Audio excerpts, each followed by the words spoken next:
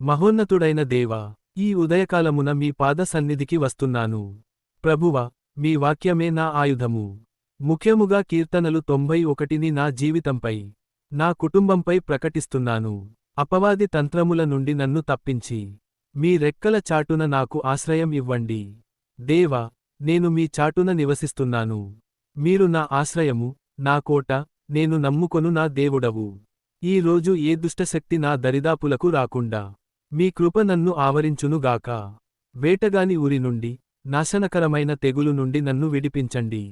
సింహములను, కొండచిలువలను తొక్కివేసే అధికారాన్ని మీరు నాకు ఇచ్చారు.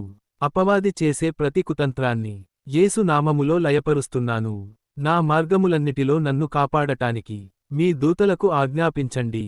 నా కాలు రాతికి తగలకుండా వారు నన్ను తమ చేతుల మీద ఎత్తి పట్టుకుందురుగాక. ఈ ఉదయం నుండి రాత్రి వరకు మీ అగ్ని ప్రాకారము నా చుట్టూ ఉంచండి. వ్యాధులు, అపాయాలు, మరియు కీడు కలిగించే ప్రతి శక్తి యేసు నామములో వెనక్కి వెళ్ళిపోవునుగాక. నేను మీకు మొరపెట్టినప్పుడు మీరు నాకు ఉత్తరమిస్తారని, ఆపదలో నాకు తోడై ఉంటారని నేను నమ్ముతున్నాను. నన్ను విడిపించి నన్ను ఘనపరచండి. ప్రభువ, కీర్తనలు 91లోని ప్రతి వాగ్దానము ఈ రోజు నా జీవితంలో నెరవేరనివ్వండి. నేను విజయుడిగా ఈ దినాన్ని గడిపే కృపను దయచేయండి. యేసు అతి పరిశుద్ధ నామములో ప్రార్థిస్తున్నాను తండ్రి. ఆమేన్.